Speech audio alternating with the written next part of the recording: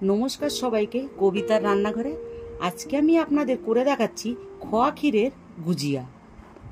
খুব সামান্য উপকরণ দিয়ে এই মিষ্টিটি আপনারা বাড়িতেই তৈরি করে নিতে পারেন। চলুন তাহলে দেখে নিন মিষ্টি তৈরি করার পদ্ধতিটি। প্রথমে আমি এখানে 250 গ্রাম ময়দা নিয়েছি।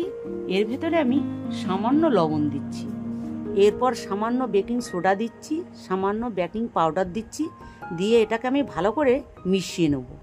এরপর আমি অল্প অল্প করে জল দিয়ে এটাকে আমি ভালো করে মেখে নেব, নিয়ে একটা শক্ত ডো তৈরি করে নেব।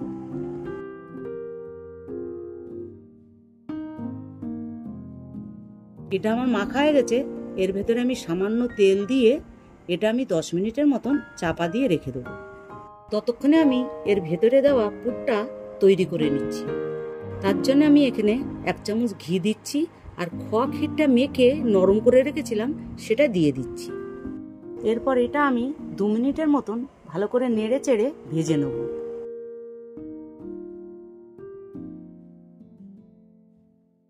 এটা আমার একটু ভাজা হয়ে গেছে। এরপর এতে আমি একটু এলাচ গুঁড়ো দিয়ে দিচ্ছি, আর 1/2 চামচ গোলমরিচের গুঁড়ো দিয়ে দিচ্ছি। এরপর আমি এর মধ্যে 100 গ্রাম বাতাসা গুঁড়ো করে রেখেছিলাম সেইটা দিয়ে দিচ্ছি। আপনারা চাইলে চিনিও দিতে পারেন, গুঁড়ো দিতে পারেন, কিন্তু যাই দেবেন গুঁড়ো করে দেবেন। এরপর আমি এটা ভালো করে ভেজে নেব। এটা আমার ভাজা হয়ে গেছে। আপনারা ঠিক এরকম ভাবেই ভাজবেন। আমি এবারে নামিয়ে দিচ্ছি।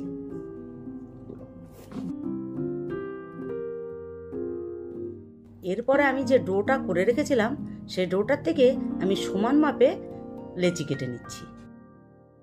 এরপর আমি লেচিগুলো গোল করে নিচ্ছি। এরপর আমি একটা লেচি নিয়ে বেলে নেব।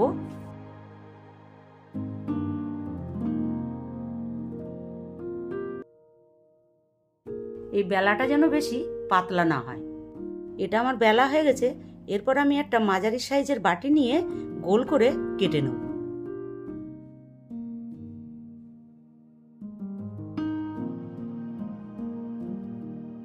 এরপর আমি যে পুরটা তৈরি করেছিলাম সেটা মাঝখান দিয়ে দিয়ে দেব। এরপর আমি দুটো মুখ একসাথে করে কাঁটা চামচের সাহায্যে আমি এটাকে চেপে দেব, যাতে পুরটা না বাইরে বেরিয়ে আসে। এইভাবে আমি একই পদ্ধতিতে সবগুলো করে নেব। সবগুলি আমার করা হয়ে গেছে। এরপর আমি এক সাইডে তেল গরম করতে বসিয়েছিলাম। তেলটি আমার গরম হয়ে গেছে। এবার আমি এক এক করে সবগুলি দিয়ে দেবো। এগুলি আমি মাঝামাঝি তেল গরম অবস্থায় দিয়েছি। এরপর এটা লো ফ্লেমে আস্তে আস্তে করে ভাজা হবে। এগুলো আমি লাল করে দুটো পিঠই ভেজে নেব। এগুলি ভাজা হোক, ততক্ষণে আমি চিনির শিরাটা তৈরি করে নেব। এর জন্য আমি 2 কাপ জল দিলাম, আর 150 গ্রাম চিনি দিয়েছি। এরপর আমি এলাচের গুঁড়ো একটু দিচ্ছি, আর সামান্য ফুড কালার দিচ্ছি। আপনারা ফুড কালার চাইলে নাও দিতে পারেন। এই শিরাটা একটু চিটচিটে মতন হবে, কোনো তার হবে না। শিরাটা আমার তৈরি হয়ে গেছে, দেখুন। আপনারা ঠিক এইরকমই করবেন। এবারে আমি নামিয়ে দিচ্ছি। ততক্ষণে এইগুলি আমার দুটো পিঠি লাল লাল করে ভাজা হয়ে গেছে। এরপর আমি এইগুলি চিনির শিরার ভেতরে দিয়ে দিচ্ছি। চিনির শিরাটা যেন হালকা গরম থাকে। চিনির শিরার ভেতরে দিয়ে আমি নেড়ে চেড়ে 3 মিনিটের মতন রেখে দিয়ে তুলে নেব। 3 মিনিট আমার হয়ে গেছে। দেখুন এগুলো কি সুন্দর হয়েছে। এবারে আমি এগুলো তুলে নিচ্ছি। আপনারা এরকমভাবে গুজিয়া করে খেয়ে দেখবেন।